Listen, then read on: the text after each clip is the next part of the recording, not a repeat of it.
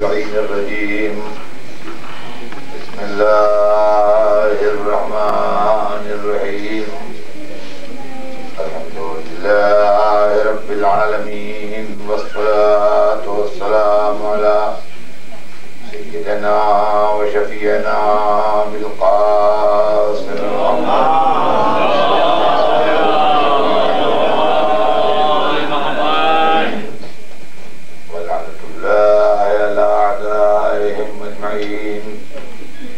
يومنا هذا إلى يوم الدين أما بعد فقد قال الله سبحانه تبارك وتعالى في كتابه المبين وهو أصدق الصادقين لقد من الله على المؤمنين إذ بعث فيهم رسولا من أنفسهم يتلو عليهم آياته ويزكيهم ويعلمهم الكتاب والحكمة وإن كانوا من قبل لفي ضلال مبين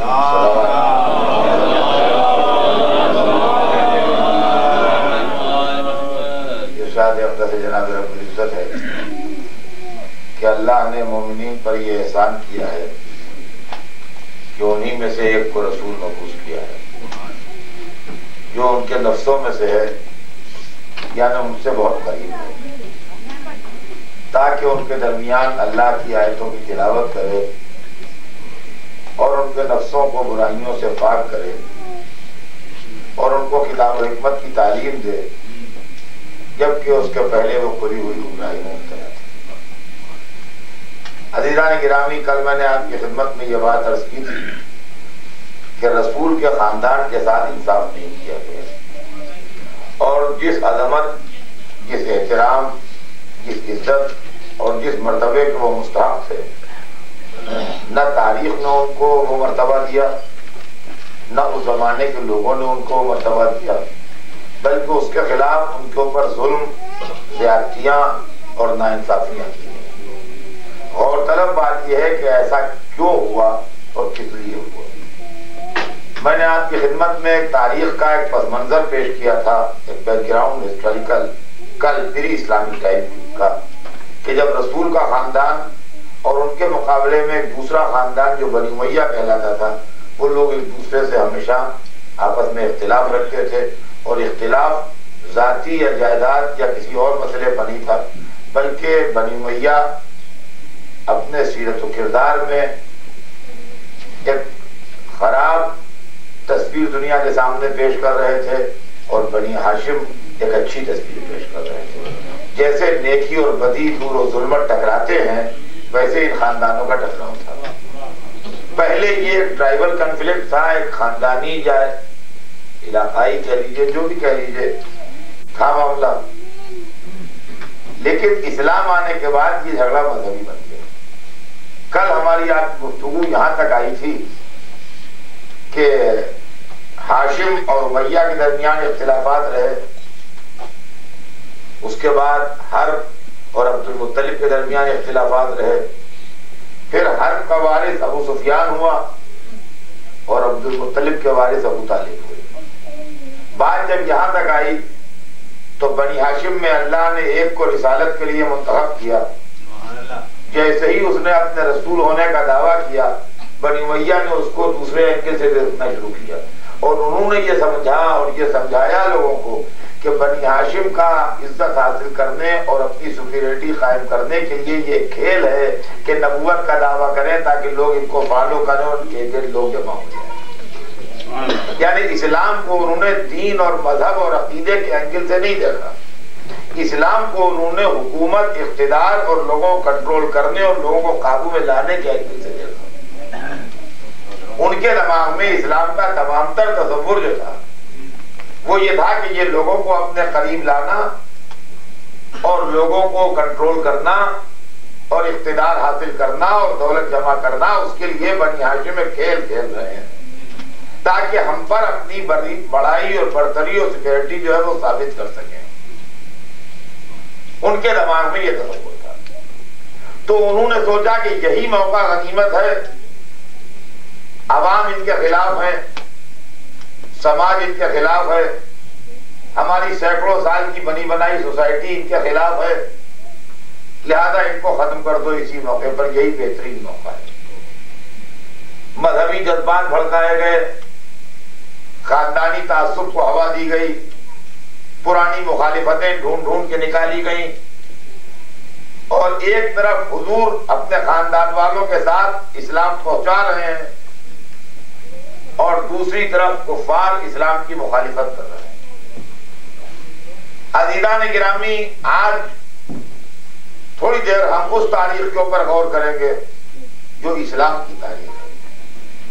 اسلام کی تاریخ جیسے جیسے ڈیولپ ہوتی ہے ویسے ویسے آل محمد کی دوستی اور دشمنی کے اسباب بھی ڈیولپ ہوتے ہیں۔ دنیا ان کی دوست کیوں ہوئے کچھ لوگ، ہمارے دل میں ان کی محبت کیوں پیدا ہوئی، یہ بھی جواب اسی سے ملے گا، اور بہتوں کے دل میں ان کی عداوت کیوں پیدا ہوئی، اس کا جواب بھی اسی سے ملے گا۔ ہم اپنی ساری زندگی گنوا کے بھی نام اہل بیت چھوڑنے کے لیے تیار نہیں ہیں، ایسا کیوں ہے؟ اور کچھ لوگ ساری کتابیں پڑھ کے بھی نام اہل بیت لینے کے لیے تیار نہیں ہیں، ایسا کیوں ہے؟ یہ مسئلہ اہم ہے، اس لیے کہ دوستی دشمنی کی ایک حد ہوتی ہے۔ آدمی آدمی سے دوستی کرتا ہے، مگر جب دیکھتا ہے کہ دوست مصیبت میں گھرا ہے، پریشان ہے، تکلیف میں ہے، تو بھائی بھائی کے ساتھ چھوڑ دیتا ہے، عزیز عزیز سے کنارہ کشی کر لیتا ہے کہ ہم سے مطلب نہیں، ابو جان ان کا کام جانے، ہم زیادہ اس میں نہیں پہنچے۔ تو جب جان کو بننے لگتی ہے تو آدمی اپنے سگے بھائی کو چھوڑ دیتا ہے۔ لیکن تاریخ گواہ ہے کہ جو آل محمد کے دامن سے وابستہ رہے وہ سولیوں تک گئے، مگر انہوں نے آل محمد کو چھوڑا نہیں۔ ایسی دوستی ہم نے دیکھی نہیں، اور ایسی دشمنی بھی نہیں دیکھی جیسی آل محمد سے کی گئی۔ دشمنی کی بھی ایک حد ہوتی ہے، جس سے دشمنی ہے اس سے ہے، اس کے بال بچوں سے نہیں ہے، اس کے گھر والوں سے نہیں ہے، جب تک زندہ ہے، جب تک ہے، جب گزر گیا تو کہا چھوڑو بھائی، ختم ہو گئی بات، اب وہ رہ رہی دنیا میں، کیا فائدہ ہے۔ تو دشمنیاں بھی ہم نے دیکھی، مگر ایک حد تک جا کے دشمنی بھی ختم ہو جاتی ہے، اور ایک حد تک جا کے دوستی بھی ختم ہو جاتی ہے۔ یہ آل محمد کس طرح کے لوگ ہیں کہ نہ جن کی دشمنی کی حد سمجھ میں آ رہی ہے، نہ جن کی دوستی کی حد سمجھ میں آ رہی ہے۔ تو عزیزان گرامی، یہ تاریخ جو ہے اسلام کی، یہ دوستی اور دشمنی دونوں کا سبب بتائے گی، بشرطے کہ آپ اس کی انالیسس کریں اور جلدی جلدی نہیں، اطمینان سے ٹھہر کے غور کریں واقعات کے اوپر۔ یہ واقعات کیا ہے؟ اسلام جہاں سے شروع ہوتا ہے، سب سے پہلی چیز سرور کائنات کا 40 سال کا بیداغ کیریکٹر ہے۔ میں ہندوستان سے آیا ہوں، میرے متعلق لوگ کچھ کہہ دیں یا میں اپنے متعلق کچھ کہہ دوں، آسان ہے، اس لیے کہ آج سے پہلے نہ آپ نے مجھے دیکھا، نہ میں نے آپ کو دیکھا، نہ ہم آپ سے واقف ہیں، نہ آپ ہم سے واقف ہیں، کوئی بات بھی کہی جا سکتی ہے۔ لیکن جس شہر میں پلا ہوں، بڑھا ہوں، میرا بچپن گزرا ہے، میرا لڑکپن گزرا ہے، میری نوجوانی گزری ہے، میری جوانی گزری ہے، اس شہر کے لوگ جن کے سامنے میری زندگی کھلی کتاب ہے، وہاں کے اوپر اگر میں کوئی بھی غلط دعویٰ کروں تو 4 دیکھنے والے کھڑے ہو جائیں گے، صاحب ایسا تو نہیں، ایسا ہے، یہ بات تو صحیح نہیں، یہ بات صحیح ہے۔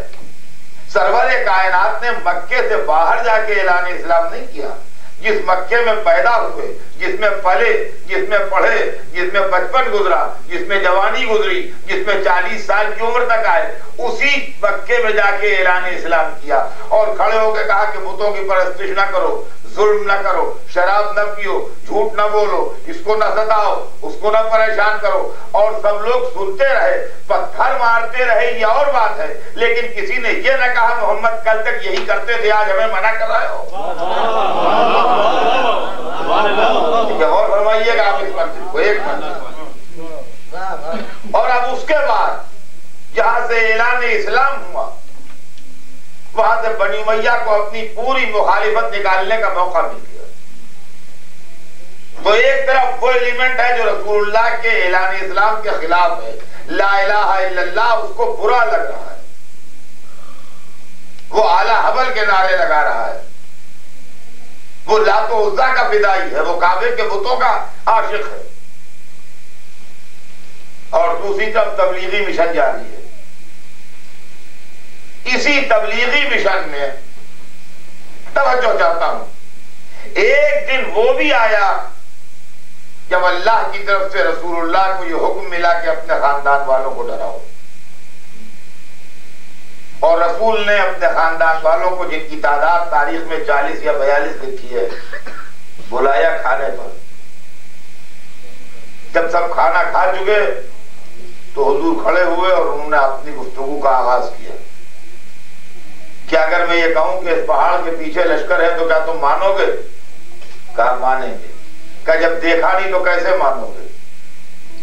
کہا تم سے کبھی کوئی جھوٹ اور غلط بات نہیں سنی اس لیے مانیں گے۔ کہا اچھا تو بغیر دیکھے تم میری بات پر ایمان لاؤ گے؟ کہا ہاں بے شک لائیں گے۔ کہا اگر یہ بات ہے تو میں تم سے بتاتا ہوں کہ تم جن بتوں کی پرستش کر رہے ہو یہ خدا نہیں ہے، تم اس خدا کی پرستش کرو کہ جو تم کو بھی خلق کرنے والا ہے، تمہارے پہلے والوں کو بھی جس نے خلق کیا ہے، تمہارے بعد والوں کو بھی جو خلق کرے گا۔ اس نے مجھے اپنا رسول بنا کے بھیجا ہے، اور کون ہے جو اس کام میں میری مدد کرے، مجھے یہ مشن آگے بڑھانا ہے، وہی میرے بعد میرا ٹائب ہوگا۔ یہ پہلا دن تھا جب کھل کے مجمع میں بات ہو رہی تھی، ورنہ 3 سال تک ایک 2 آدمیوں سے بات ہوتی رہی ہے، پبلکلی کوئی اعلان نہیں ہوا ہے۔ یہ پہلا موقع تھا جس کا نام ہسٹری میں دعوت عشیرہ لکھا ہے۔ رسول کے مبعوث برسالت ہونے کے 3 برس کے بعد کا واقعہ یہ پہلے سال کا واقعہ نہیں ہے، 3 برس کے بعد کا واقعہ ہے جب رسول نے اپنی فیملی والوں کو وقت میں خدا جمع کیا اور جمع کر کے ان سے یہ کہا کہ میں اللہ کی طرف سے تمہارے پاس اس کا لاسٹ میسج لایا ہوں، تم میں کون ہے جو اس کو ایکسپٹ کرتا ہے، کون ہے جو میری مدد کرتا ہے۔ توجہ کیجئے گا عزیزان گرامی، دوستی اور دشمنی، موافقت اور مخالفت دونوں یہیں سے شروع ہو رہے ہیں، یہیں سے مخالفت بھی شروع ہوگی، یہیں سے موافقت بھی شروع ہوگی۔ مجمع میں سناٹا تھا، لوگ ڈرے سہمے چپکے بیٹھے تھے، کیا پریشر تھا، کیا دباؤ تھا، کیا حالات تھے، یہ اللہ کی جانتا ہے۔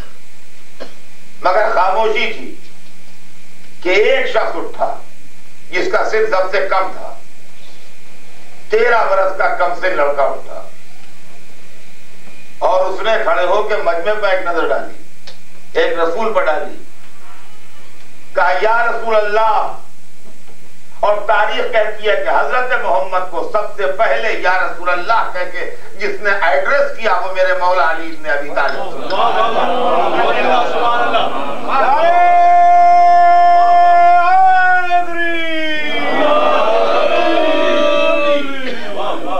ساری دنیا میں یہ صدا گونجتی رہے یا رسول اللہ، لیکن یا رسول اللہ سب سے پہلے کہنے والا کون ہے یہ بھی ہو۔ کہا یا رسول اللہ، گو میرا سن کم ہے، گو میری عمر کم ہے، اگرچہ میرا جسم کمزور ہے، مگر میں آپ کی مدد کروں گا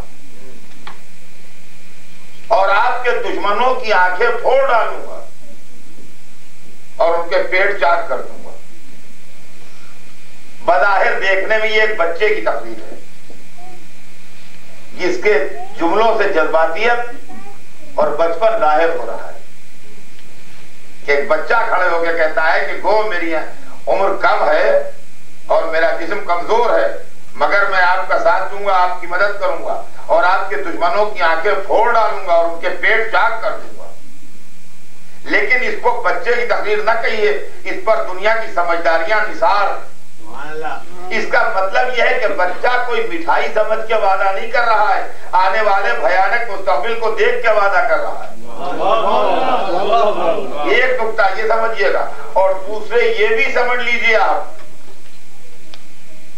کہ وہ تمام حالات کا اندازہ لگا کے نصرت کا وعدہ کر رہا ہے کہ ٹکراؤ ہوں گے اور مجھے ٹکراؤ جھیلنا ہے۔ توجہ کیجئے، اس وعدے کے 2 اثرات مرتب ہوں گے۔ جو اسلام کے چاہنے والے ہیں ان کے دل میں اس نوجوان لڑکے سے محبت پیدا ہو جائے گی، کہ رسول کی بات بے جواب رہ جاتی اگر یہ نہ اٹھتا، اللہ اس کو سلامت رکھے، بڑے موقع سے اٹھ کے اس نے جواب دیا، کم از کم مجمع میں کوئی ایک تو آواز پر آواز دینے والا نکلا۔ لیکن وہ جو اسلام دشمن ہیں ان کے دل میں اس لڑکے کی طرف سے عداوت بیٹھ جائے گی۔ کہاں خواہ یہ صاحبزادے بے وقت کھڑے ہو گئے، اور فرمایا آپ نے یہ مسئلہ ہے۔ اور اب حالانکہ میرا یہ موضوع نہیں ہے، مگر ایک دو جملے کہہ دینے میں بھی کوئی حرج نہیں ہے کہ لوگ ہم سے پوچھتے ہیں کہ یہ آپ کی علی ولی اللہ کب سے ہے؟ یہ عام سوال ہے، کامن سوال ہے، یہ علی ولی اللہ کب سے ہے؟ تو حضور اس کا جواب یہ ہے کہ جب سے لا الہ الا اللہ ہے، جب سے محمد رسول اللہ ہے، اسی دن سے علی ولی اللہ ہے۔ اور ہمارا آئیے ہاں جائیے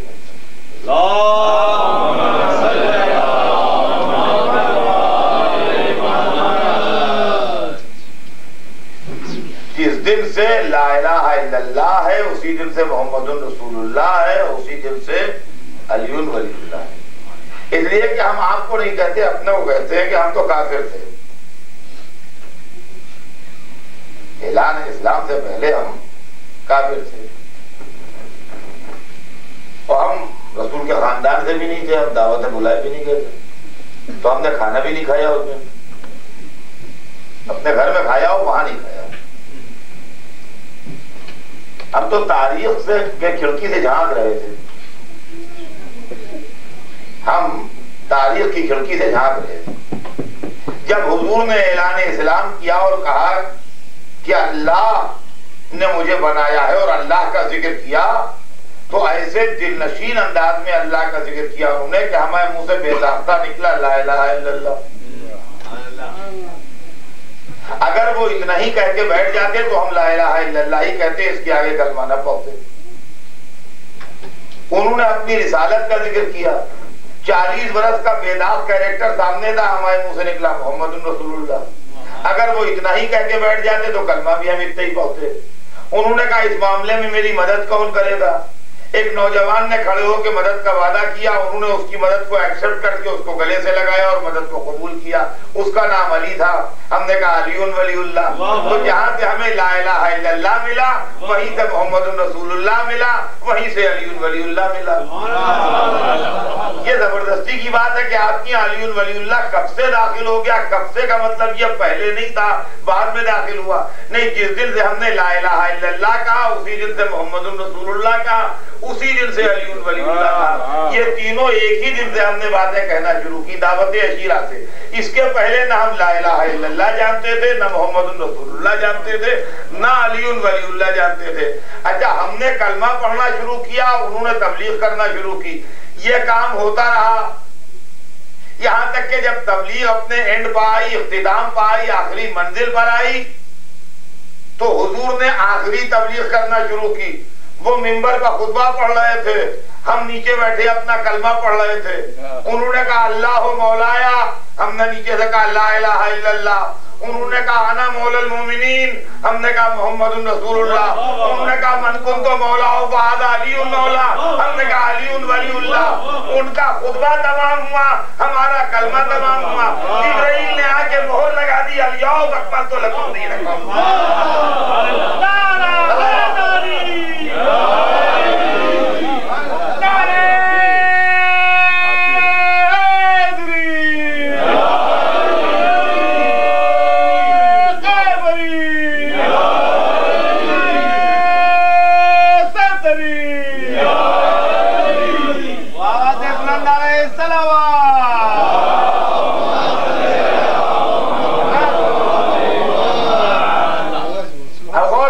مخالفت اور موافقت دونوں شروع ہو گئے۔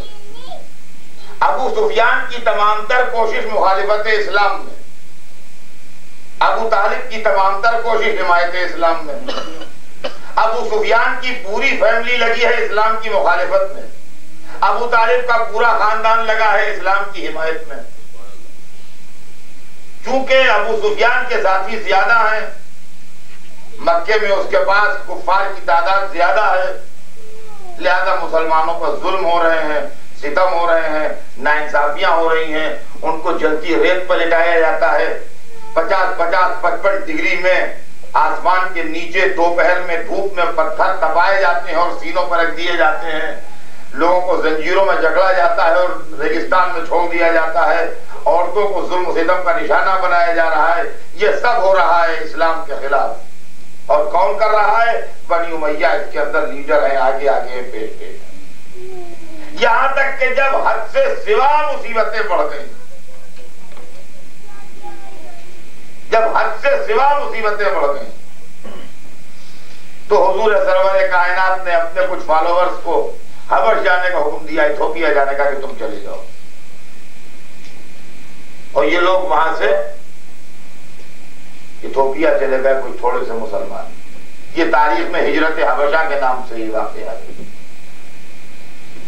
جس کے لیڈر جناب جعفر طیار تھے، مولا علی کے بڑے بھائی اور رسول اللہ کے سگے جداد چھوٹے بھائی، ابو طالب کے فرزند ہیں۔ یہ لوگ یہاں سے ہجرت کر کے ایتھوپیا چلے گئے، میگریٹ کر کے ایتھوپیا چلے گئے۔ جیسے ہی ابو سفیان کو یہ معلوم ہوا کہ کچھ مسلمان ایتھوپیا چلے گئے ہیں، اس نے کافروں کا ایک ڈیلیگیشن بنا کے پیچھے پیچھے یہ بھی پہنچا۔ یہ تاریخ ہے، اس کو تاریخ کے طریقے سمجھیے کہ یہ کیا ہو رہا ہے۔ ایتھوپیا پہنچا پیچھے پیچھے ان مسلمانوں کے، اور وہاں سب سے پہلے اس نے بادشاہ کے قریب لوگوں کو رشوت دی اور ملایا اور کہا کہ ہمیں ملنا ہے، بادشاہ سے کچھ بات کرنا ہے، ہمیں ملا دو۔ ان لوگوں نے جلدی اس کو کسی صورت سے ملا دیا، اور اس نے جا کے وہاں کہا کہ ہم مکے سے آئے ہیں، ہم قریشی ہیں، وہاں کے شریف لوگ ہیں، کچھ ہمارے مجرم اور بدماش لوگ بھاگ کے آپ کی آئے ہیں، پناہ لیے ہیں، ہم یہ چاہتے ہیں کہ آپ ان کو ہمارے حوالے کر دیں، وہ ہماری سوسائٹی کو ڈسٹرب کر رہے ہیں، ہمارے معاشرے کے اندر انہوں نے پریشانی پیدا کی ہے، لہذا ہم چاہتے ہیں آپ ان کو اریسٹ کر کے ہمارے حوالے کریں، ہم ان کو لے جائیں۔ وہ بادشاہ انصاف پسند تھا، اس نے کہا کہ میں ابھی کوئی فیصلہ نہیں کر سکتا، کل میں دربار کروں گا، تم کو ہی بلاؤں گا، ان کو ہی بلاؤں گا، وہاں فیصلہ ہو جائے گا۔ دوسرے دن اس نے دربار کیا، ابو سفیان کا ڈیلیگیشن پہلے آیا، اور آنے کے بعد انہوں نے بادشاہ کے آگے سر جھکایا، سجدہ کیا۔ بات یہ ہے کہ جب سر اللہ کے آگے نہیں جھکتا ہے تو فری ہو جاتا ہے، کسی کے بھی سامنے جھکے، یہ ہے معاملہ۔ انہوں نے سجدہ کیا، آن کے اپنے جہاں ان کی جگہ تھی وہاں آن کے بیٹھ گئے، اور اس کے ذرا دیر کے بعد جناب جعفر اپنا ڈیلیگیشن لیے گئے، مگر انہوں نے نہ سر جھکایا نہ سجدہ کیا، ایک سلام جو دستور کے مطابق تھا وہ کیا اور اپنی جگہ آن کے بیٹھ گئے۔ فوراً اس نے اس نقطے کی طرف متوجہ کیا کہ بادشاہ دیکھا تو نے کہ یہ لوگ کتنے بدتمیز ہیں، انہوں نے تیری تعظیم نہیں کی، یا یہ کوئی موقع جانے نہیں دینا چاہتا تھا۔ فوراً اس نے اس کے جذبات کو بھڑکایا کہ بادشاہ تو نے دیکھا کہ یہ لوگ کتنے بدتمیز ہیں، انہوں نے تجھے سلام نہیں کیا اور تیرے آگے جھکے نہیں۔ اور فوراً جناب جعفر نے جواب دیا کہ ہم مسلمان ہیں، ہم سوائے اللہ کے کسی کے سامنے نہیں جھکتے ہیں۔ جان بچانے کا مطلب یہ نہیں ہے کہ مذہب بیچ دیا جائے،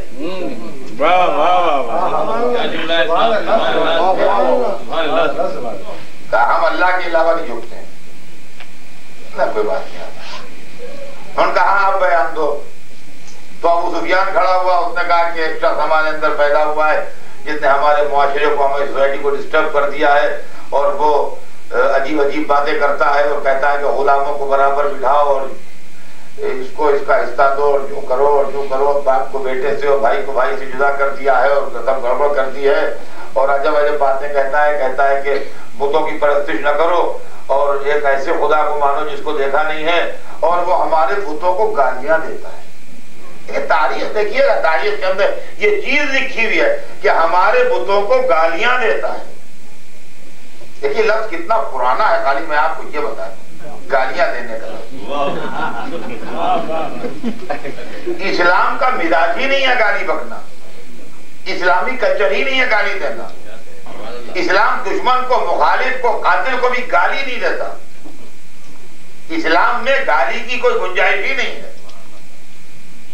نہ کہ حضور سرور کائنات جو خلق عظیم پر فائز ہے، ان کی زبان جو دشمن کے لیے، قاتل کے لیے بھی نازیبا کوئی جملہ نہ کہے. لیکن ابو سفیان یہ اسٹیٹمنٹ دے رہا ہے کہ گالیاں دیتے ہیں. تو گالیاں ہوتی ہیں دنیا میں دو طرح. ایک وہ گالی ہے جو سڑک پر بکی جاتی ہے، جس کو عام طور سے ایسے لوگ کہ جو اخلاقی معیار سے گری گفتگو کرتے ہیں، بکتے ہیں، وہ گالیاں جو ہیں وہ دنیا کی ہر زبان میں ہیں اور ہر جگہ آدمی جانتا ہے کہ وہ گالیاں کیا ہیں. اس کو بتانے کی ضرورت نہیں ہے، خود بخود سڑک پر چل پھر کے آدمی سیکھ لیتا ہے. فرمایا آپ نے ایک تو گالیاں وہ ہیں، اور ایک گالی کی خاص قسم ہے کہ جو ہمارے نظریے کے خلاف بولے وہ گالی بک رہا ہے. چنانچہ جب حضور نے کہا لا الہ الا اللہ تو ابو سفیان کو گالی لگی. جب مسلمانوں نے کہا محمد رسول اللہ تو کفار کو گالی لگی. اب سمجھ لیجئے کہ جب ہم کہتے ہیں علی ولی اللہ تو بہت سے کہتے ہیں گالیاں بک رہے ہیں. صلوات دیتے ہیں محمد.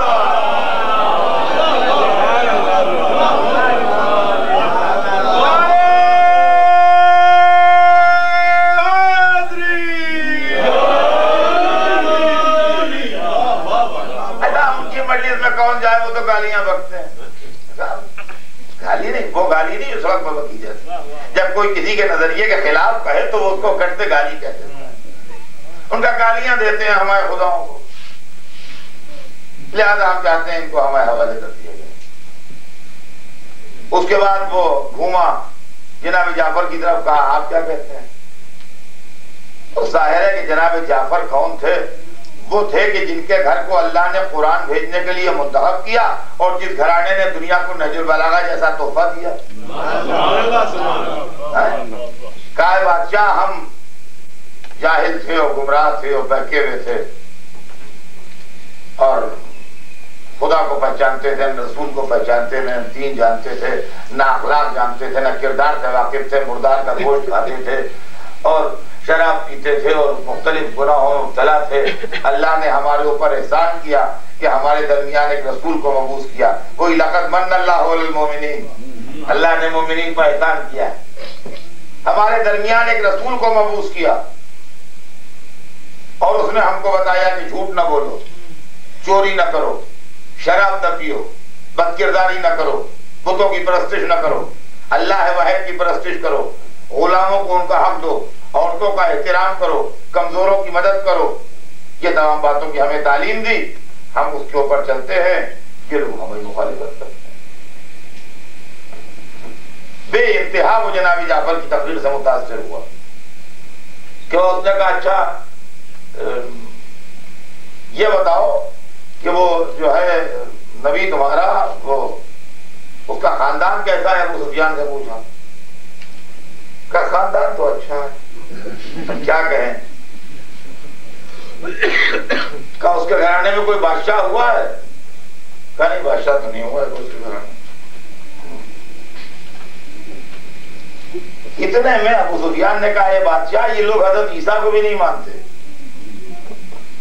مذہبی جذبات بھڑکانا چاہتا ہے. کہا یہ عیسیٰ کو بھی نہیں مانتے. تو ظاہر بادشاہ عیسائی تھا. اس نے پھر جناب جعفر کی طرف رخ کیا، کہا کہ ہاں یہ تو بتائیے کہ آپ لوگ حضرت عیسیٰ کے لیے کیا خیال رکھتے ہیں. تو اس وقت تک قرآن مجید میں جو آیتیں حضرت عیسیٰ کے سلسلے میں نازل ہو چکی تھیں، جناب جعفر نے نہایت فصاحت و بلاغت سے اس کو پڑھنا شروع کیا. اللہ کا کلام و بنی ہاشم کی زبان، کلام خدا کا پڑھنے والے حضرت جعفر. اب جو آیتیں پڑھنا شروع کی تو وہاں ان کے بڑے بڑے پادری بھی بیٹھے تھے اور بادشاہ بھی خود پڑھا لکھا انسان تھا. ایک دفعہ ان کے پتھر جو تھے وہ پگھلنے لگے اور ان کی آنکھوں سے آنسو بہنے لگے اور ان کا واللہ یہی تو انجیل میں بھی لکھا ہے، یہی تو ہماری کتاب میں بھی لکھا ہے، اس کے علاوہ کوئی تھوڑی لکھا ہے، یہی لکھا ہے. اور ان کی ایک عجیب و غریب کیفیت ہو گئی اور اس نے کہا کہ میں معاملہ سمجھ گیا بس. اور اس کے بعد اس نے ابو سفیان کی طرف مڑا، اس نے کہا کہ مجھے تم لوگ بدماش معلوم ہوتے ہو. ہمارے یہاں سفیروں اور ڈیلیگیشن کو جو لوگ لے کے آتے ہیں ان لوگوں کو قتل کرنے یا مارنے یا ستانے کا دستور نہیں ہے. لہذا ہم تم سے کہتے ہیں کہ کل تک 24 گھنٹے کا ٹائم دیتے ہیں تو ہمارا شہر چھوڑ دو اور جتنا جلدی ہو سکے ہمارے ملک سے نکل جاؤ. تم سے کوئی بولے گا نہیں, تمہیں کوئی ستائے نہیں, لیکن اگر کل کے بعد تم یہاں دکھائی دیے تو پھر ہمارا قانون تم پر لاگو ہوگا. اور جناب جعفر کی طرف مڑا, کہا میں سمجھ گیا آپ کی بات, کہ آپ کا گھر ہے, آپ کا وطن ہے, آپ اس طرح چاہ رہیے اور آپ کو جس طرح کی کوئی زحمت ہو مجھ سے بتائیے, کوئی ضرورت ہو تو مجھ سے فرمائیے. آپ ہمارے مہمان ہیں, آپ بالکل آرام سے رہیے اور جو آپ کے مذہبی امور ہیں آپ اطمینان سے انجام دیجیے, یہاں آپ کو کوئی ستانے والا نہیں. ابو سفیان, دیکھیں آپ غور کیجیے گا کہ یہ اسلام دشمنی میں کیا کیا ہو رہا ہے. ابو سفیان وہاں سے آیا غصے میں بھرا ہوا, آپ ظواہر, تو اس نے یہاں آن کے کافروں کو اور اکسایا رسول اللہ کے خلاف. اس کے نتیجے میں بنی ہاشم کے سوشل بائیکاٹ کی تجویز منظور ہوئی, جس کے نتیجے میں سرور کائنات اور ان کے خاندان کے لوگ, بس یہ ذہن میں رہے کہ دوسرے خاندان کی سوشل بائیکاٹ کی بات نہیں تھی, صرف رسول اور ان کے خاندان کی بات تھی.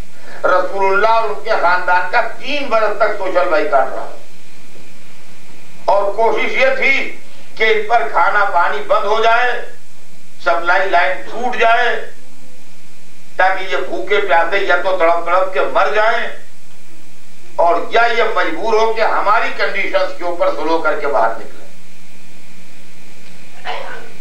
لیکن مولا کائنات نے وہاں عجیب و غریب خدمت کی کہ کیسے کر کے 3 برس تک سپلائی لائن کو کٹنے نہیں دیا.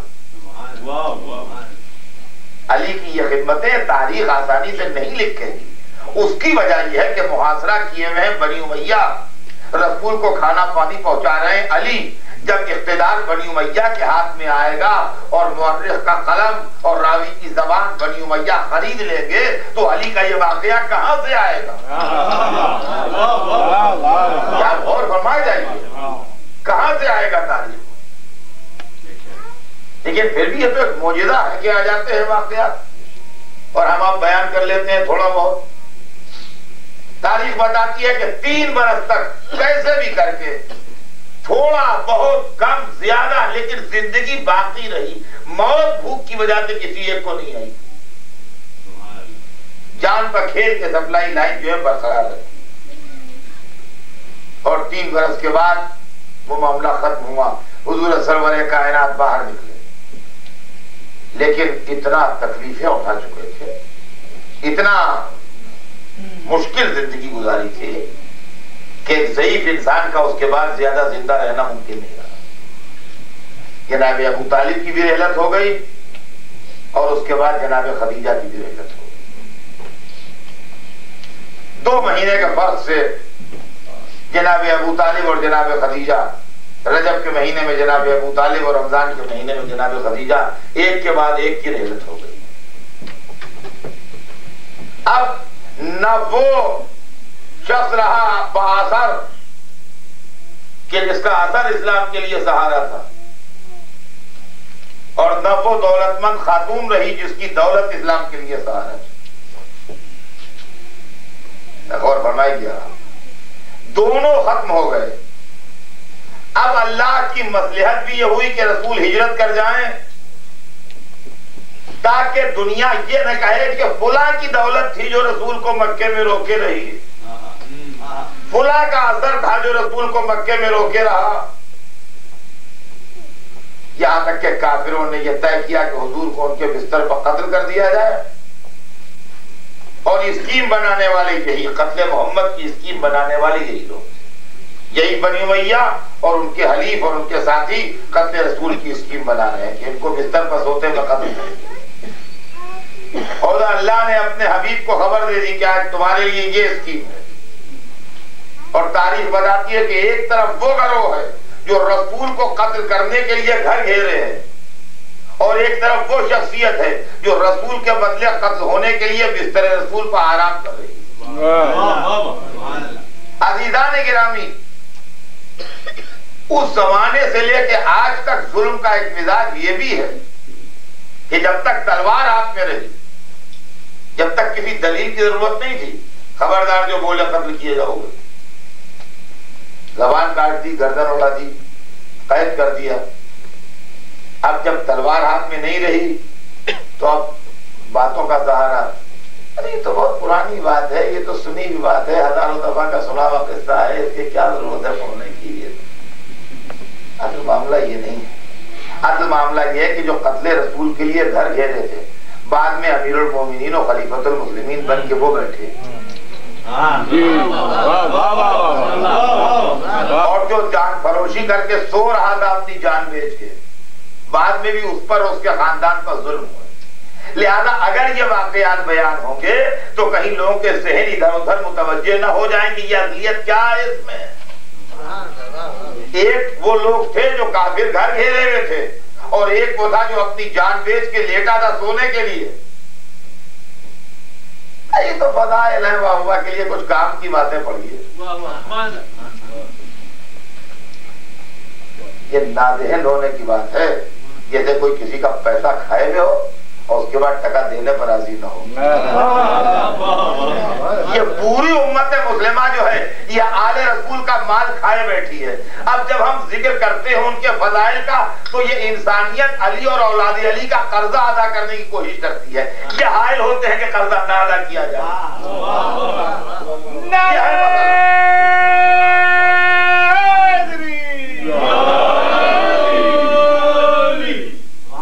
قرضہ نہ ادا کیا جائے، معاملہ یہ ہے۔ عجیب و غریب منزل خدائی قسم، رسول نے بلایا، کہا یا علی جبرائیل خبر لائے ہیں، آج کی رات کافروں نے طے کیا ہے مجھے میرے بستر پر قتل کر دیں گے، کیا تم سو رہو گے؟ یعنی دوسرے لفظوں میں یہی مطلب ہے نا، کیا تم میرے بدلے جان دینے پر تیار ہو؟ انہوں نے یہ نہیں پوچھا میرا کیا ہوگا، کہا کہ آپ کی جان بچ جائے گی؟ کہاں؟ انہوں نے پہلے شکر کا سجدہ کیا، اس کے بعد وعدہ کیا میں سو رہوں گا۔ یہ شکر کا سجدہ رسول کی جان بچنے پتہ بنا ہے، مگر اپنی قربانی پر بھی تو تھا۔ عزیزان گرامی، یہ بات آپ غور فرما لیں کہ موت کے سامنے صبر کرتے تو ہم نے انبیاء کو دیکھا ہے، مگر شکر کرتے نہیں دیکھا۔ قرآن میں جناب اسماعیل کا جواب آج بھی ریکارڈ ہے، ستجدنی انشاءاللہ من الصابرین، انشاءاللہ آپ مجھے صبر کرنے والوں میں پائیے گا۔ صبر اور ہے، شکر اور ہے۔ یہ اس سمجھدار مجمع کو بتانے کی ضرورت نہیں ہے کہ صبر مصیبت پر کیا جاتا ہے، شکر نعمت پر کیا جاتا ہے۔ انبیاء نے موت کو قبول کیا ہے مگر مصیبت سمجھ کے، آل محمد نے موت کو قبول کیا ہے نعمت سمجھ کے۔ یہ ہے منزل عزیزان۔ اور اس کے بعد وہ چلے گئے اور یہ سو گئے۔ حیرت اس بات پر ہے، دیکھیے تاریخ میں ایک ایک جملہ لکھا ہے، کہتے ہیں مولا علی سو گئے، یہ نہیں لکھا ہے کہ لیٹ رہے۔ لیٹنا اور ہے، سونا اور ہے۔ اگر آدمی جان پر کھیل جائے اور یہی طے کر لے کہ ہمیں مر جانا ہے تو لیٹ رہے گا۔ اگر لوگ جان دیتے ہیں، خودکشی کرتے ہیں، ریلوے لائن پر لیٹ رہتے ہیں، زہر کھا لیتے ہیں، اپنے کو ہینگ کر لیتے ہیں، بھئی طے کر لیا کہ ہمیں مر جانا ہے، جان دے دینا ہے، دریا میں کود جاتے ہیں، کرتے ہیں کہ نہیں کرتے؟ ایک بار آدمی ڈیسائیڈ کر لیتا ہے، کر لیتا ہے۔ لیکن اصل مسئلہ یہ نہیں ہے کہ لیٹے کیسے، اصل غور طلب مسئلہ یہ ہے کہ سوئے کیسے ایسی رات۔ چاروں طرف سے گھر گھرا ہوا، ننگی تلواریں لیے ہوئے لوگ کھڑے ہیں، کسی وقت بھی جسم کے اوپر تلواریں برس سکتی ہیں، ایسے عالم میں سوئے کیسے؟ جبکہ مولا علی کو ہم نے رات کو سوتے دیکھا نہیں، رات کے ابتدائی حصے میں عبادت کرتے ہوئے نظر آئے، رات کے درمیانی حصے میں غریبوں کے گھر روٹیاں پہنچاتے ہوئے ملے، رات کے آخری حصے میں کسی صحرا میں، کسی میدان میں، کسی جگہ یاد الہی میں روتے ملے۔ جو رات بھر جاگتا ہو وہ پہلی ایک اول شام سے سو کیسے گیا، یہی سمجھ میں نہیں آتا۔ تو انہی سے پوچھئے مولا آپ سوئے کیسے؟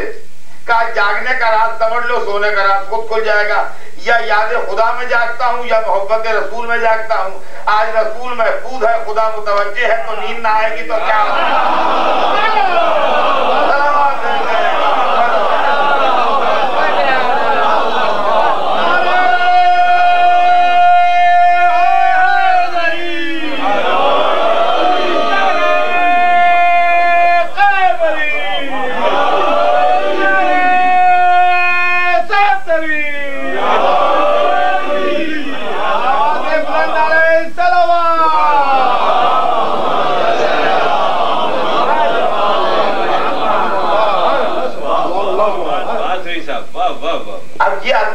خالی فضائل کا واقعہ نہیں ہے، یہ دو الگ الگ مشن چل رہے ہیں، یہ سمجھ لیجئے۔ ایک مشن یہ ہے کہ محمد کو قتل کر دو، ایک مشن یہ ہے کہ محمد کی جان بچاؤ۔ تو ایک مشن علی لے کے چل رہے ہیں، ایک مشن علی کے دشمن اور رسول کے دشمن لے کے چل رہے ہیں۔ تو اس کو خالی یوں نہ سمجھیے کہ صاحب بہوا کا واقعہ پڑھ دیا یا بہوا کے لیے پڑھ دیا، نہ بہوا کے لیے نہ اس کے لیے۔ آپ اس کی اہمیت اور اس کے سیریس معاملے کو اندازہ لگائیے کہ دو مشن ہیں، ایک ہے محمد کی شمع حیات کو گل کر دینے کا مشن، اور ایک ہے شمع حیات محمد کے لیے فانوس بن جانے کا مشن۔ ہم مسلمان ہیں، کلمہ گو ہیں محمد کے، ہم اس تاریخ سے منہ نہیں پھیر سکتے، اس لیے کہ اگر ہم اس تاریخ سے منہ پھیر لیں گے تو اس کی کیا گارنٹی ہے کہ ہم آج اسلام کے وفادار رہیں گے؟ یہ بہت غلط بات۔ وہ سو رہے ہیں، وہ چکر کاٹ رہے ہیں، لمبے لمبے خط کے بھیانک صورتوں کے نافذ،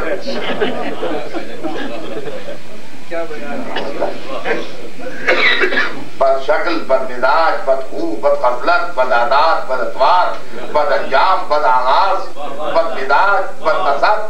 ارے قتل محمد کے لیے آئے، ان میں اچھائی کون سی ہوگی؟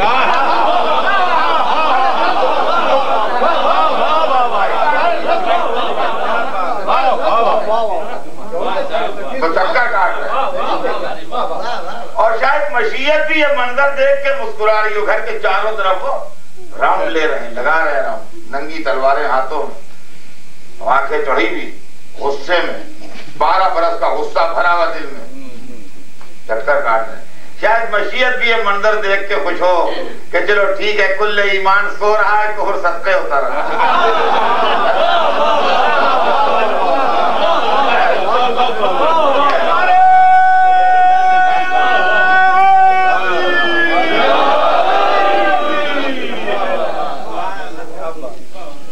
اور اسی عالم میں عرش سے خریدار بھی آیا،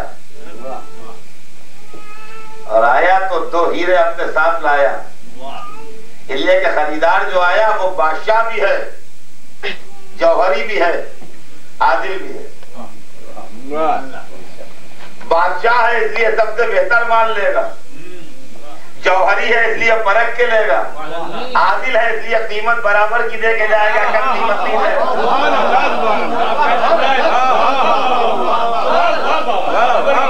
اپنے بادشاہ ہونے سے یہ فائدہ نہیں اٹھائے گا کہ کروڑوں کا مال کوڑیوں میں لے جائے، بادشاہ ہے مگر بادشاہ عادل ہے۔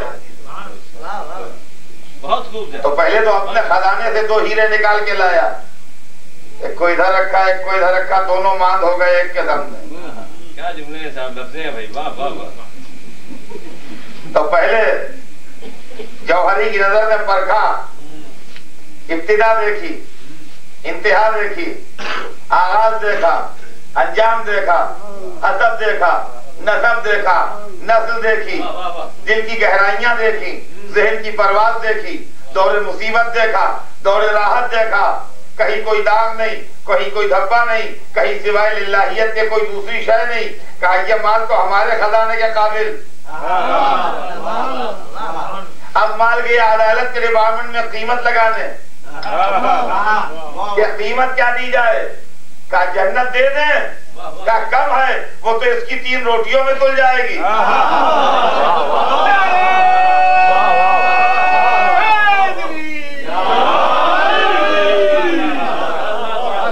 کہا ولایت دے دی جائے، کہا کم ہے، وہ تو اس کی 1 انگوٹھی میں تل جائے گی۔ کہا قیامت تک کی عبادتوں کا ثواب دے دیا جائے، کہا کم ہے، وہ تو 1 ضربت میں تل جائے گا۔ عزیزان گرامی، یہ ذہن میں رکھیے گا کہ یہ اور بات ہے کہ میرے مولا 21ویں رمضان کو درجہ شہادت تک پہنچے، ابن ملجم کی تلوار سے زخمی ہو گئے، لیکن اگر یہ واقعہ نہ ہوتا اور علی اپنی فطری موت سے اپنے بستر پر انتقال فرماتے، جب بھی اس واقعہ شب ہجرت کے بعد میں علی کو شہید ہی کہتا، اس لیے کہ دلیل میرے پاس بڑی مضبوط ہے۔ اگر 1 سیکنڈ کے لیے چھری کے نیچے آنے سے اسماعیل ذبیح بن سکتے ہیں تو ساری رات تلواروں کے نیچے رہ کے علی شہید کیوں نہیں؟ سلامات بھیجتے ہیں۔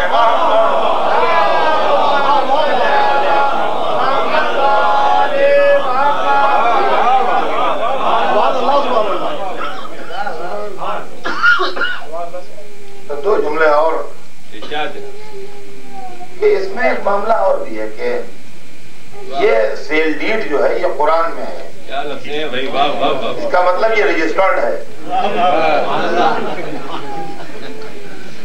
من الناس من یشری نفسہ ابتغاء مرضات اللہ واللہ رؤوف بالعباد، یہ آیت قرآن پاک میں ہے. تو یہ جو سودا ہے، اہل بیت کے بہت سے سودے ایسے ہیں جو قرآن میں رجسٹرڈ ہے، جیسے روٹیوں والا سودا ہے، ولایت والا سودا ہے، یہ سارے رجسٹرڈ سودے ہیں جن کو قرآن میں بھیجا گیا ہے. اس کا مطلب اس کا رجسٹریشن ہو گیا ہے، کوئی گڑبڑ نہیں کر سکتا. یہ معاملہ ہے کہ رجسٹرڈ ہے سیل ڈیڈ. اب اس کا مسئلہ یوں ہے حضور کے ایک بڑا پیچیدہ مسئلہ اس سے حل ہو گیا. تو کہتے ہیں میاں وہی ہوتا ہے جو اللہ چاہتا ہے. تو ہم بھی اس کے خلاف کچھ نہیں کہتے ہیں، وہی ہوتا ہے جو اللہ چاہتا ہے، ہوتا وہی ہے جو اللہ چاہتا ہے. ہمارا نظریہ معذاللہ اس کے خلاف نہیں ہے، لیکن مسئلے کو سمجھ لیجیے آپ. ایک مکان تھا ہمارے پاس جو ہم نے بہت محنت سے اور زندگی بھر کی کمائی لگا کے بنایا تھا، اور بہت عمدہ عالیشان مکان تھا، بہترین مکان تھا. وہ آپ نے میرے چاہنے والوں نے بھی دیکھا، دشمنوں نے بھی دیکھا. چاہنے والے دیکھ کے خوش ہوئے، دشمن دیکھ کے جلے. ارے اتنا عالیشان مکان بنا لیا ایسا. بہت صدمہ ہوا دشمنوں کو. ہم کو معلوم تھا کہ ہمارے دوست تھوڑے سے ہیں، دشمن بہت ہیں، اور مکان دیکھ دیکھ کے بہت جل بھی رہے ہیں. ایک دن سرکار سے ہمارے پاس گورنمنٹ سے آفر آیا کہ آپ یہ مکان بیچیے. تو سرکار خریدار ہے، ایک آفس یہاں شفٹ ہونا ہے مثلا. واہ واہ رضا الہی کا، واہ واہ واہ واہ. تو ہم نے کہا جی ٹھیک ہے ہم بیچتے ہیں. اب اس کے لیے ہمیں کیا ضروری ہے کہ ہم سارے شہر میں اعلان کروائیں یا اشتہار بٹوائیں یا لاؤڈ اسپیکر لگوا کے اعلان کریں؟ یہ سب کی ضرورت نہیں. ہمارے ان کے درمیان گفتگو ہوئی اور ہم نے مکان بیچ ڈالا، قبضہ ان کو دے دیا. پیسہ جو ہم کو ملا وہ ہم نے بینک میں رکھ دیا. وقت پہ کام آئے گا. ہمارے دشمن کو خبر ہی نہیں کیا ہوا. وہ اب بھی یہی سمجھ رہے تھے کہ مکان ہمارا ہے. جب وہ دل میں چونکہ جل رہے تھے لہذا وہ تھوڑا تھوڑا پیٹرول جمع کرتے جاتے تھے. اور ایک رات اندھیری رات تھی، ہم نے دیکھا کوئی ادھر ادھر نہیں ہے. ہم نے پورے مکان میں پیٹرول چھڑک کے آگ لگا دی. مکان جلنے لگا، شعلے بلند ہونے لگے، لوگ گھروں سے نکل آئے، ہنگامہ ہو گیا. ہم بھی اپنے گھر سے نکل آئے، دیکھنے لگے مکان جل رہا ہے. جب وہ ہماری صورت دیکھ رہے ہیں کہ نہ یہ رو رہے ہیں، نہ تڑپ رہے ہیں، نہ فریاد کر رہے ہیں، نہ بلبلا رہے ہیں، کچھ بھی نہیں. میں ان کو کیا ہو گیا، ان کا مکان جل رہا ہے، یہ آرام سے کھڑے دیکھ رہے ہیں. ان کو پتہ ہی نہیں کہ ہم بیچ چکے ہیں 6 مہینے پہلے ہی. اب ہمیں پریشانی کیا. مولا علی تو اپنے نفس کو اللہ کے ہاتھ بیچ چکے. اب علی اور اولاد علی پر ظلم کر کے دنیا ان کے چہروں پریشانی دیکھنا چاہتی ہے. یہ کہے کو پریشان ہو، ان کا مال تھوڑی ہے جو یہ پریشان ہو. جس کا مال ہے وہ جانے.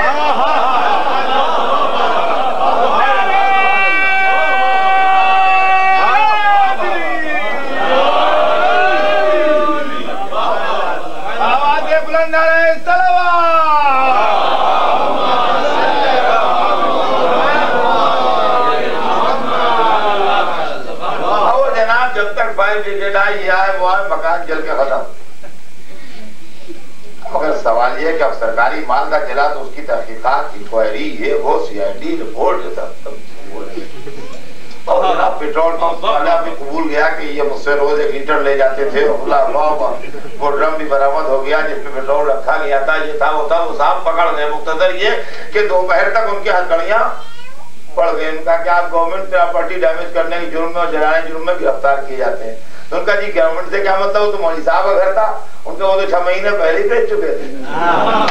تو سرکاری گھر تھا جو آپ نے جلایا ہے. یہ دشمنان علی قیامت کے دن مزہ اٹھائیں گے جب ان کو معلوم ہوگا علی کا کچھ نہ بگڑا، ان سے اللہ سے چل گئی.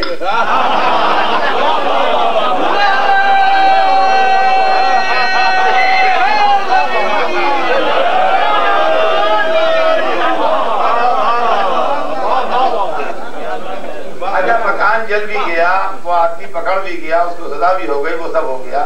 لیکن آپ بتائیے وہ جو ہم نے 6 مہینے پہلے جب مکان بیچا ہے یا سال بھر پہلے، اور وہ جو ہم کو اماؤنٹ ملا تھا وہ جو ہم نے بینک میں رکھ دیا، اس سے کیا مطلب ہے؟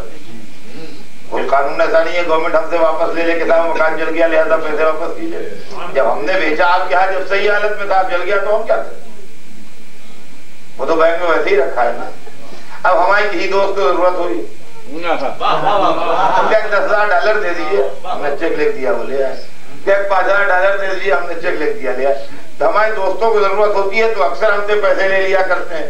اب ہمارے دشمن بھی پریشان ہے, یا ان کا مکان بھی جل گیا, ان کے پاس کوئی پراپرٹی بھی نہیں ہے, اس کے بعد بھی یہ پیسے دے دیتے ہیں, ان کے چیک کیش ہو جاتے ہیں. یہ چکر کیا ہے؟ اب ہم کیسے بتائیں کہ مکان میں آگ لگی ہے, بینک میں تھوڑی آگ لگی ہے؟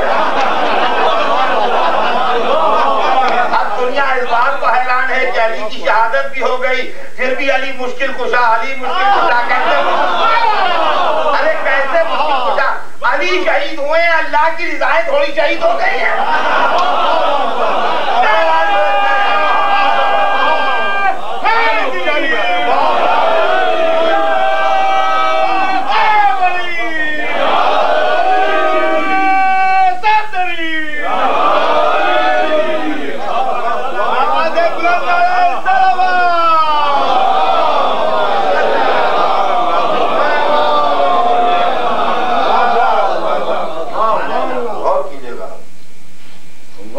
رات تمام ہوئی, خدا خدا کر کے سویرا ہوا, اور جیسے ہی سویرا ہوا ویسے ہی 2-4 بہت ہی بھیانک قسم کے کافر گھر میں کودے, اور جیسے ہی کودے ویسے ہی سونے والے نے چادر الٹی, نظر سے نظر لڑی, اور جو بہت ہی ڈراؤنے قسم کا تھا وہ آگے بڑھا, اس نے کہا بتاؤ تمہارے بھائی کہاں ہے؟ اور ڈانٹ کے اس نے بتاؤ کہاں ہے, بس جتنا ڈانٹ کے اس نے کہا تھا اس سے زیادہ رپٹ کے جواب دیا کہ کیا میرے حوالے کر کے گیا تھا جو لینے آئے؟ بات معقول تھی, قدم رک گئے. لیکن انصاف سے بتائیے یہ ان کی اسکیم جو فیل ہوئی مولا علی کے سو رہنے سے, ان کو کتنا غصہ آیا ہوگا علی کا. آپ ایک مومن کی حیثیت سے نہ سوچیے, آپ کو تو بہت اچھا لگ رہا ہے, لیکن ایک کافر کی تھنکنگ سوچیے جس کی پوری اسکیم ہی فیل ہو گئی, کتنا غصہ آیا ہوگا. آپ کو اچھا لگ رہا ہے یہ بات کہ واہ مولا کیا کہنا, خوب رسول اللہ کی جان بچائی, لیکن کافر کیا سوچ رہا ہوگا؟ سب گڑبڑ اس کی رات سے ہو گئی. اگر یہ نہ سو رہے تھے تو ہم کو جامعہ میں پتہ چل جاتا, ہم دوڑ بھاگ کے ان کو پکڑ لاتے کہیں نہ کہیں سے, لیکن انہوں نے ہم کو پوری ایک رات لیٹ کر دیا, وہ نہ جانے کہاں نکل گئے ہوں گے. اور یہ سوچیے کافر کی تھنکنگ سوچیے کیا ہے. تو اب یہ دوستی علی اور دشمنی علی کا حساب جو ہے یہ تاریخ ایک ہی ہے, خالی الگ الگ فکر کے نتیجے میں کہیں دوستی ڈیولپ ہو رہی ہے, کہیں دشمنی ڈیولپ ہو رہی ہے. بس اب آج کا بیان یہیں پر تمام ہوگا, سلسلہ بیان آگے بڑھے گا کل. اس لیے کہ آج میں نے آپ کو رسول اللہ کی مکے کی زندگی سنائی کہ مکے میں ابو سفیان کا کیا رول رہا, اور رسول اللہ اور ان کے ساتھیوں اور ان کے خاندان والوں کا کیا رول رہا. اب اس کے بعد کل انشاءاللہ مدینے کی زندگی سناؤں گا جو بہت امپارٹنٹ ہے, جس میں ابو سفیان لشکر لے کے آیا ہے لڑنے کے لیے بار بار رسول اللہ سے. یہ انشاءاللہ زندگی رہی تو کل سناؤں گا. آج تو بس اتنا کہ دوستی اہل بیت اور دشمنی اہل بیت جو ہے وہ اصل میں الگ الگ تاریخیں نہیں ہیں, الگ الگ تاریخیں نہیں ہیں, بلکہ اب واقعات ایک ہے, ہسٹری ایک ہے, نظریے الگ الگ ہیں. ہسٹری ایک ہے, نظریے الگ الگ ہیں. میں آپ کو ایک ایسی چھوٹی سی مثال دے دوں. میرا مشن جو ہے مجلس پڑھنے میں وہ یہ ہے کہ اتنا ایزی کر کے پڑھو کہ بالکل چھوٹے چھوٹے بچے بھی سمجھ لیں. ایسا بہت چھوٹی چھوٹی مثالیں دیتا ہوں. ہو سکتا ہے کہ بزرگ لوگوں کا ذہن کبھی سوچے گا یہ کیا, لیکن وہ اپنے حساب سے نہ سوچیں, وہ چھوٹے بچوں کے حساب سے سوچیں. دیکھیے گھروں میں ہیٹنگ بھی آتی ہے, کولنگ بھی آتی ہے, ہیٹر بھی چلتے ہیں, کولر بھی چلتے ہیں, فریج بھی چلتا ہے الیکٹرک سے, اور گھر کے اندر گرمی پیدا کی جاتی ہے الیکٹرک سے. تو کیا دو لائنیں آتی ہیں؟ کولنگ کی لائن الگ ہوتی ہے, ہیٹنگ کی لائن الگ ہوتی ہے. کا فریج کے لیے ٹھنڈی والی بجلی لو تاکہ برف جمائے, اور ہیٹر کے لیے گرم والی بجلی لو تاکہ روم کو گرم رکھے. وہ الگ الگ دو پاور لائنیں نہیں آتی ہیں, پاور لائن ایک ہی آتی ہے. جیسا لگا دیے ویسا ہوتا ہے. کولر لگا دیجئے تو ٹھنڈک آئے گی اور ہیٹر لگا دیجئے تو گرمی آئے گی. ویسے اسلام کی تاریخ جو ہے وہ پاور لائن ہے، ایک ہی آتی ہے. کہیں محبت علی کا کولر چل رہا ہے، کہیں عداوت علی کا ہیٹر چل رہا ہے.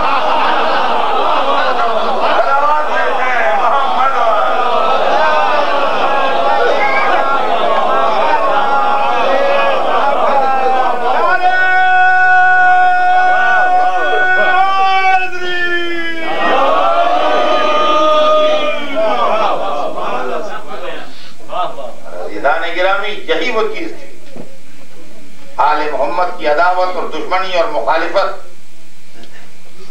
جو اپنے نقطہ عروج پر پہنچی کربلا میں. اور پھر کربلا نے ان سے وہ انتقام لیا ہے خدا کی قسم کہ آج تک یہ تڑپ رہے ہیں. وہ تمام لوگ جو مخالفت محمد کر رہے تھے ان سے کربلا نے چن چن کے بدلا لیا. اور یہ 1400 برس سے جو سلسلہ چل رہا ہے ذکر حسین کا، در حقیقت یہ ایک ایسا مشن ہے کہ جو صبح قیامت تک کے لیے اسلام کو زندہ رکھنے کے لیے کافی. اور عزیزان گرامی، حسین کے فوراً بعد جس نے اس مشن کی سربراہی کی وہ حسین کے فرزند امام زین العابدین. بس میں بات کو تمام کر رہا ہوں اس لیے کہ آج کا دن ان جناب کی شہادت کا دن، 25ویں محرم، آج کی تاریخ شہادت امام زین العابدین علیہ السلام ہے. صرف میں ایک نقطے کی طرف متوجہ کر کے بات کو تمام کر دوں، یہ کہ میرا سبجیکٹ اور تھا، نہیں تو میں پوری مجلس اس کو پھیلا کے پڑھ دیتا. لیکن میں بجائے ایک مجلس پڑھنے کے 1 منٹ میں آپ کی خدمت میں عرض کر دوں کہ ایک طرف امام کا مشن ہے، ایک طرف امام کا مشن ہے. امام کا مشن وہی ہے جو رسول کا مشن ہے، اس کو آگے بڑھانا. رسول کا مشن کیا ہے وہ میں ابھی جو آیت پڑھ رہا ہوں اس کے اندر مینشن ہے، وہ بیان ہوتا ہے. یتلو علیہم آیاتہ ویزکیہم ویعلمہم الکتاب والحکمہ، آیات الہی کی تلاوت کرے، تزکیہ نفس کرے، کتاب و حکمت کی تعلیم دے. یہ رسول کا مشن ہے. رسول کے بعد یہ ذمہ داری امام پر آتی ہے کہ بحیثیت نائب رسول کے وہ اس مشن کو آگے بڑھائے، یعنی آیات الہی کی تلاوت، انسانوں کے نفس کو پاک کرنا، کتاب و حکمت کی تعلیم دینا. ایک طرف امام کے ذمے بحیثیت نائب رسول کے یہ مشن ہے جس کو بحیثیت امام کے ان کو آگے بڑھانا ہے. غور کیجیے گا.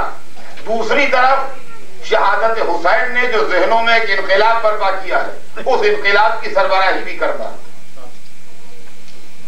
شہادت حسین نے انقلاب برپا کر دیا.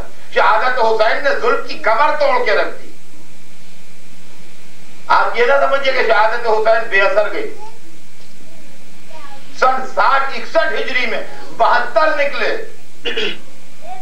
سن 61 ہجری میں جب شہادت ہوئی مولا کی تو 72 نکلے.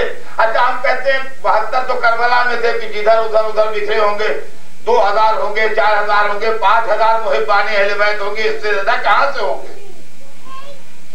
اور 20 برس کے بعد سن 80 ہجری تک جاتے جاتے جب حجاج ابن یوسف کا زمانہ آتا ہے تو تاریخ لکھتی ہے 80 ہزار شیعان علی ایک وقت میں جیل میں تھے.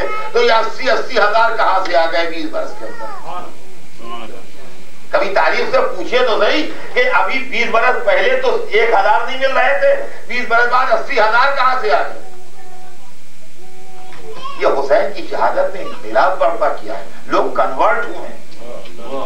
یہ پہلے سے نہیں تھے، لوگ کنورٹ ہوئے ہیں کربلا کے بعد، اور اہل بیت کی طرف راغب ہوئے ہیں لوگ کربلا کے بعد، جس کے نتیجے میں 80 ہزار ایک وقت میں شیعان علی جیل میں تھے. ورنہ کہاں سے اتنے شیعان علی؟ اگر 80 ہزار شیعان علی کربلا کے وقت میں ہوتے تو حسین اس مظلومی سے شہید ہو جاتے. اور کہیں کوئی انقلاب نہ آتا، کہیں کوئی ہنگامہ نہ ہوتا، کہیں کوئی پروٹیسٹ نہ ہوتا. یہ عقل میں آنے والی بات نہیں. یہ حسین کی شہادت نے انقلاب برپا کیا، اور اسی انقلاب کی سربراہی بھی سید سجاد کے ذمہ ہے. اور رسول اللہ کا وہ مشن جو قرآن میں بیان ہوا وہ بھی سید سجاد کے ذمہ ہے. تو پہچانیے کہ امام ہوتا کیا ہے. ہم واقعات کو خالی مظلومی کے اینگل سے دیکھ کے خاموش ہو جاتے ہیں یا عقیدت کی نظروں سے دیکھ کے خاموش ہو جاتے ہیں. واقعات کو کبھی زیادہ گہری نظروں سے دیکھیے.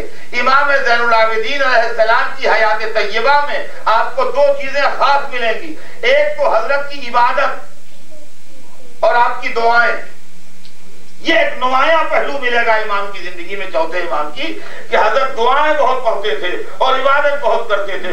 چنانچہ دعاؤں کی مجموعہ صحیفہ کاملہ یا صحیفہ سجادیہ کی شکل میں آج بھی آپ کے ہاتھوں میں موجود ہے، جو ایک ذخیرہ ہے، ایک بہت بڑی دولت ہے، علم و حکمت کا خزانہ ہے، معرفت کا ایک سمندر ہے جس کا نام صحیفہ کاملہ ہے. اور دوسری طرف امام کے متعلق یہ لکھا ہے کہ آپ گریہ بہت فرماتے تھے، صبح و شام اپنے بابا کے اوپر گریہ کیا کرتے تھے. رات و دن مجلس حسین برپا رہتی تھی، جب کھانا سامنے آیا جب روئے، جب پانی سامنے آیا جب روئے، جب کوئی آیا تو جب روئے. تو ایک طرف امام کی زندگی میں عبادتیں ملتی ہیں، سجدے ملتے ہیں، دعائیں ملتی ہیں، اور دوسری طرف امام کی زندگی میں گریہ پر حسین ملتا ہے، عزاداری ملتی ہے. اصل میں امام کے ذمے جو دو مشن تھے اور زمانہ اتنا تاریک کہ بنی امیہ چھائے ہوئے، یعنی گھٹا ٹوپ اندھیرا. اب یہ ہے امام کہ جو ایسے اندھیرے میں اپنا راستہ یوں نکالا کہ رسول اللہ کا تبلیغی مشن جو تھا وہ تو دعاؤں کے ذریعے سے امام آگے بڑھا رہے تھے، اور شہادت حسین کے نتیجے میں جو انقلابی مشن تھا وہ آنسوؤں کے ذریعے آگے بڑھا. اور ہمارا یہ مجلسیں نہیں تھیں، یہ شہادت حسین سے جو انقلاب آ رہا تھا اس انقلابی مشن کو آگے بڑھا رہی تھی. مجلسوں کے اندر کنورٹ کر لینے، تبدیل کرنے، حقائق کو بتانے کی زبردست طاقت ہے. یہ ایسی زبردست گاڑی ہے کہ جو بغیر کسی موٹیویٹ کرنے والے کی یہ مشن چلتا رہتا ہے. اور دوسری طرف یہ ہے کہ اس کے اتنے بریک لگتے ہیں، اس کے بعد اس کی اتنی اسپیڈ ہے. دیکھیں دوسری چیزیں ایسی ہیں جس کو پش کرنے والی طاقتیں ہیں لیکن بریک کوئی نہیں لگ رہا ہے. ارے آپ اعمال ہی کو لیجئے، ہر فرقہ پروپیگنڈا کر رہا ہے مسلمانوں کا، بھائی نماز پڑھو، نماز پڑھو، نماز پڑھو، نماز پڑھو. پھر بھی شکوہ یہ ہے لوگوں کو کہ نمازی کم ہے. تو نماز کے اگینسٹ میں کوئی مشن نہیں چل رہا ہے، کوئی پمفلٹ نماز کے خلاف نہیں بڑھتا ہے، کوئی عالم نماز کے خلاف تقریر نہیں کرتا ہے، کوئی آن کے یہ نہیں کہتا بھائی نماز بدعت ہے، یہ نہیں پڑھنا چاہیے، نماز حرام ہے، اس کی طرف نہ جاؤ، دیکھو نماز پڑھو گے تو مصیبت میں پھنس جاؤ گے، خدا ناراض ہو جائے گا. کہیں آپ نے سنا؟ ہر فرقے کا آدمی کہتا ہے. لیکن اس کے باوجود بھی یہ شکوہ موجود ہے کہ صاحب لوگ نمازی کم ہے، صاحب نماز کی طرف متوجہ نہیں، لوگ کچھ پڑھ گیا سردار مجلس میں کہ لوگ نماز پڑھیں، نماز نہیں پڑھتے. عزاداری جہاں شروع ہوئی محرم سے پہلے حرام، بدعت، ناجائز، یہ وہ، اپنے پرائے، دوست، دشمن، ہر ایک عزاداری کے خلاف.